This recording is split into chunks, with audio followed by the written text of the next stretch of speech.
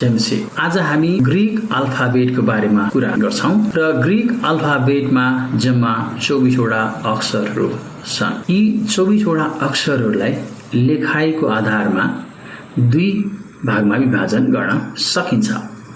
एउटा upper case र अर्को लोअर केस। अप्पर केस भनेको क्यापिटल लेटर र लोअर केस भनेको स्मल लेटर।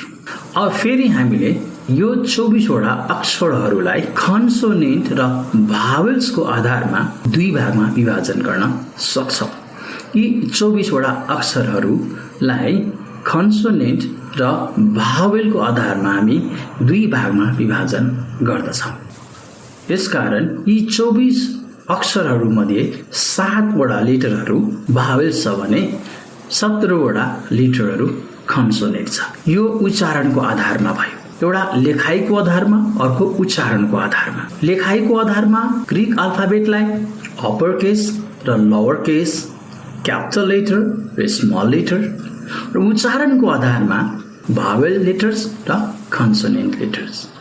र 7 वटा भावेल लेटर्स, 17 वटा कन्सोनेन्ट लेटर्स छन्। जब हामी 24 वटा ग्रीक लेटर्सहरूलाई विभाजन गरिसकेपछि यसको नाम र यसको उच्चारण सिक्नु यति नै जरुरी हुन्छ। अब हामी यी लेटर्सहरूको नाम र यसको उच्चारणलाई सिकौं।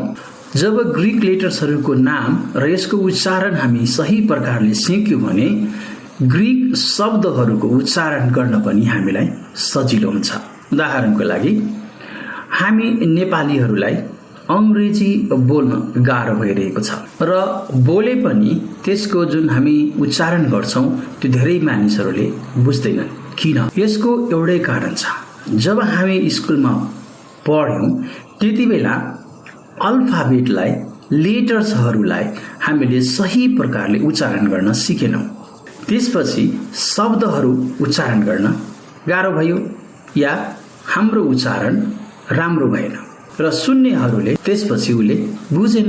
यसकारणले कुनै पनि भाषाको लेटर्सहरू सही प्रकारले उच्चारण गर्न सिक्नु जरुरी छ। यसकारणले यो ग्रीक लेटर्सहरूको नाम र उच्चारण सही प्रकारले हामी सिक्यौं भने भोलि शब्दहरूको उच्चारण गर्न हामीलाई सजिलो हुन्छ। जति राम्रो ग्रीक लेटर्सहरूको उच्चारण हामी गर्यौं त्यति राम्रो हाम्रो प्रोनाउन्सिएसन हुन्छ। यसकारण यसमा हामीले समय दिनु जरुरी छ। अब म तपाईलाई एउटा अक्षरको उच्चारण सिकाउँछु र उच्चारण सिक्नुभन्दा पहिले एउटा अक्षरको बारेमा सिक्नुभन्दा पहिले यो स्लाइडलाई हेर्नु। यहाँ 24 वटा अक्षरहरू लेखिएको छ। यो ग्रीक अल्फाबेटको 24 वटा अक्षरहरू छन् र दुईटा कलर छ। एउटा रातो कलर, अर्को कालो कलर। जुन रातो कलरमा लेखिएको छ त्यो भावेल्स हो र कालो अक्षरमा जुन लेखिएको छ त्यो कन्सोनेन्ट हो। अब तपाईले पहिले नै सिकिसक्नु भएको छ उच्चारणको आधारमा ग्रीक अल्फाबेटलाई दुई भागमा विभाजन गर्न सकिन्छ, भावेल लेटर्स र कन्सोनेन्ट लेटर्स। त्यसकारण यहाँ पनि रातो अक्षरमा लेखिएकाहरू भावेल्स लेटर छ र कालो अक्षरमा लेखिएकाहरू कन्सोनेन्ट लेटर छ। अब हामी यसलाई एउटा गरेर यी 24 अक्षरहरूलाई हेरौं। यो चार्टमा केही कुरा तपाईले ध्यान दिनु पर्नेछ। यो चार्टमा बायाँ साइडमा र दायाँ साइडमा हामी दुई प्रकारका अक्षर हेरिरहेका छौं। दुई आकारको अक्षरहरू छ। त्यसकारणले तपाईले यो बायाँ साइडमा हेर्नुभयो भने यो लोअर केस हो, दायाँ साइडमा हेर्नुभयो भने यो अप्पर केस हो। लेखाइको आधारमा हामीले पहिले सिकिसकेका छौं कि ग्रीक अल्फाबेटलाई दुई भागमा विभाजन गर्न सकिन्छ, अप्पर केस र लोअर केस। त्यसकारणले बायाँतिर के छ भने लोअर केस छ, दायाँतिर अप्पर केस छ। मैले बायाँतिर लोअर केस किन राखेको छु भने म्याक्सिमम समयमा हामी शब्दहरू र किताबहरू पढ्दा हामीले लोअर केस पाउँछौं र लोअर केस हामीले सिक्यौं भने ग्रीक पढ्न हामी सक्छौं, छिटो सिक्छौं। अप्पर केस पनि लेखिन्छ तर अप्पर केस त्यति धेरै लेखिँदैन। त्यसकारणले तपाईँ हामीले पहिले लोवर केसमा बढी ध्यान दिनुपर्छ। अब यो अल्फा हो। सुरुमा तपाईले यो स्लाइडमा हेर्नुभयो भने द ग्रीक अल्फाबेट, किन हामी अल्फाबेटले सिकिरहेका छौँ त्यसकारणले त्यहाँ लेखेको छ ग्रीक अल्फाबेट। त्यसको मुनि हामी हेर्दछौँ यो लेटरको नाम छ ALPHA अल्फा। त्यसपछि यो लेटरलाई अंग्रेजीमा यसको ट्रान्सलिट्रेसन के हो भन्ने कुरा A और AH त्यो छ। यसै प्रकारले हामी स्लाइड हेर्नेछौँ। सुरुमा हामी हेर्छौँ त्यो लेटरको नाम, त्यसपछि त्यसको इंग्लिश ट्रान्सलिट्रेसन, त्यसपछि एउटा वर्ड, त्यो वर्डमा कसरी यसलाई उच्चारण गरिएको छ। उच्चारण हामीले वर्डसँग अझै सिक्नेछौँ, तर यसपालि र यो स्लाइडमा हामी यो कक्षामा मात्र यसको नाम र ट्रान्सलिट्रेसनमा फोकस गर्नेछौँ। त्यसकारणले तपाईले यहाँ हेर्नुहुन्छ अल्फा अल्फा अल्फा अल्फा र यसको ट्रान्सलिट्रेसन के हुन्छ भने A और AH।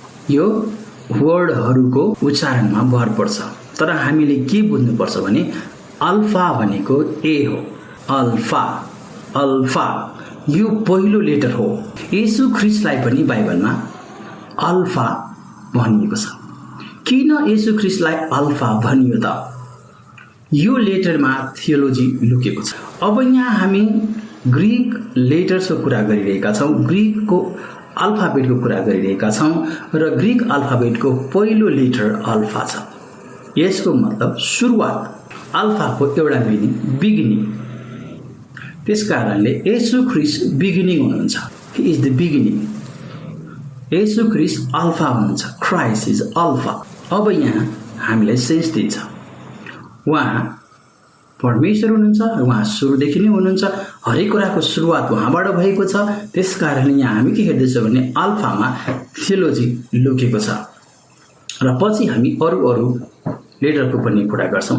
तर दुईटा लेटर अल्फा र ओमेगा येशू ख्रीष्टसँग छ भने हामी हेर्दछौँ कति बेला आयोटा पनि युज गरेको हामी पाउँछौँ। यसकारणले अल्फाबेटमा पनि थियोलोजी छ र त्यो वर्डहरूलाई सही प्रकारले हामी बुझ्न सक्यौँ भने हामीले केही कुराहरू सिक्न सक्छौँ। त्यसकारणले पहिलो लेटर सिकौँ, त्यसपछि ती वर्डहरूलाई सिकौँ जुन बाइबलमा प्रयोग गरिएको छ। आज हामीले बढी गरेर फोकस गर्नेछौँ लेटर्सहरूको नाम र त्यसको ट्रान्सलिट्रेसन। अल्फा अल्फा अल्फा भनेको A।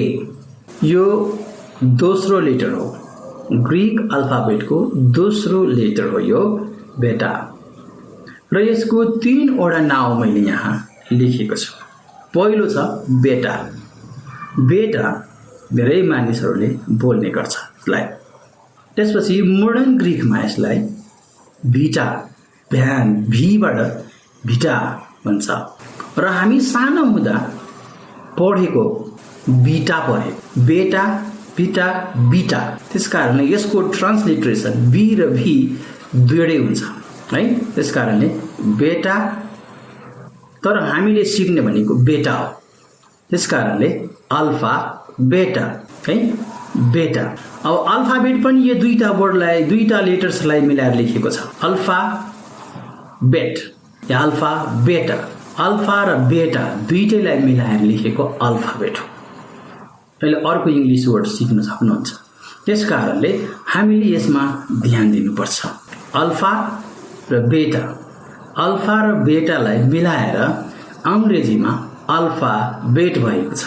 यी लेटर्सहरूको सही प्रोनाउन्सिएसन र यी लेटर्सहरूबारे हामी केही सिक्न सक्यो भने थुप्रै कुराहरू हामी जान्न सक्छौँ। त्यसकारणले पहिलो लेटर अल्फा, दोस्रो बेटा, तेस्रो गामा, गामा गामा, जी, यसको के भन्छ जी ट्रान्सलिट्रेसन हुन्छ। Test letter gamma, gamma, delta, delta, delta, delta, D, D, delta, delta.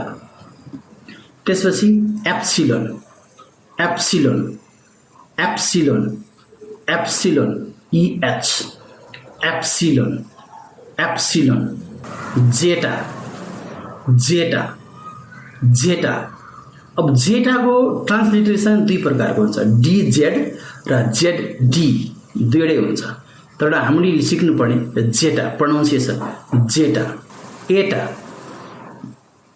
एटा एटा एटा AY लेट लेट एटा थेटा थेटा थेटा हामी सानो हुँदा पढेको थीटा थीटा हामी पढेका थियौँ त्यसलाई थेटा TH थिङ दिसको त्यो THIS को TH होइन थिङको THING thing theta theta iota iota iota iota EE मिट सिट यसको EE र I दुईटा हुन्छ आयोटा आयोटा यो बाइबलमा पढेको वर्ड पनि हो यो आयोटा जसलाई हामी कमा भन्छौँ सानो अक्षर हो ट्रान्सलेट धेरै ठाउँमा गरेको छ कमा तर यसको पछि हामी हेर्नेछौँ आयोटा केही ग्रीक लेटर्सहरूको प्रयोग गरिएको छ त्यसलाई हामीले छुट्टै हेर्नेछौँ र त्यसको भित्र रहेको थियोलोजीहरूलाई हामीले हेर्नेछौँ पछि हेर्नेछौँ तर अहिले प्रोनाउन्सिएसनमा हामी ध्यान दिउँ आयोटा कापा कापा कापा के कापा के कापा के lambda lambda lambda L lambda lambda L यसलाई दुई प्रकारले प्रोनाउन्सिएसन गरिन्छ यसलाई म्यू म्यू र मी पनि भनिन्छ मोडर्न ग्रीकमा मी भन्छ तर म्यू हामी सिक्दै आएको बिब्लिकल ग्रीकको हिसाबले म्यू कोइनिया ग्रीकको हिसाबले म्यू म्यू मोडर्नको हिसाबले मी मी यहाँ पनि त्यस्तै छ कोइनिया ग्रीकको हिसाबले सिक्दै आएको न्यू म्यू न्यू मी नी है त्यसकारणले न्यू कतिलाई नु पनि भन्छ न्यू न्यू म्यू न्यू मी नी त्यसकारणले एन जाय जाय जाय जाय KS यसको प्रोनाउन्सिएसन हुन्छ ट्रान्सलिटरेसन जाय जाय Omicron AW Omicron Omicron Omicron Omicron यहाँ पनि हामी सानो हुँदा पढ्दै आएको पाई पाई PAI पाई र लेखिन्छ फाइ फाइ फाइ पाई फाइ अब तपाईले जुन सजिलो हुन्छ पी तर दुईटैको ट्रान्सलेसन के चाहिँ पी नै हो त्यसैले फाइ और पाई त्यही जे पढ्नुस् रो रो रो यसको ट्रान्सलिटरेसन के छ R rho rho sigma sigma sigma यसको ट्रान्सलिटरेसन एस हो इंग्लिशमा अब तपाईले यहाँ तीन प्रकारले लेखिएको पाउनुहुन्छ कुनै सुरुमा कुनै लास्टमा कोही अपर केस कोही लोवर केस पछि तपाईले सिक्न सक्नुहुन्छ म तपाईलाई पछि यसलाई भन्ने छु कुन ठाउँमा कुन लेख्ने हो तर अहिले सिग्मा सिग्मा एस टाउ टाउ टाउ टी टाउ T upsilon upsilon upsilon upsilon o upsilon upsilon pi pi ph pi pi pi chi खाय, CH, खाय, खाय, खाय, psi, psi, psi, psi, PS, psi, psi, omega, omega, omega, OH, omega. Christ is Alpha and Omega. Your last letter, अन्तिम theology छ। Alpha सुरुको letter, omega last letter. येशू ख्रीष्ट सुरु र अन्त्य हुनुहुन्छ। यी लेटरहरूको प्रोनाउन्सिएसन तपाईले यो भिडियो सुनेर पटक पटक सुनेर आफै बोलेर मैले गर्न सक्नुहुन्छ। यसलाई तपाईले प्र्याक्टिस गर्नुस् र तपाई अल्फाबेटलाई कसरी सही प्रकारले उच्चारण गर्ने, यसलाई कसरी हामीले सजिलो तरिकाले उच्चारण गर्न सिक्छौं भन्ने कुरा तपाई सिक्न सक्नुहुन्छ। आजलाई यति नै, धन्यवाद।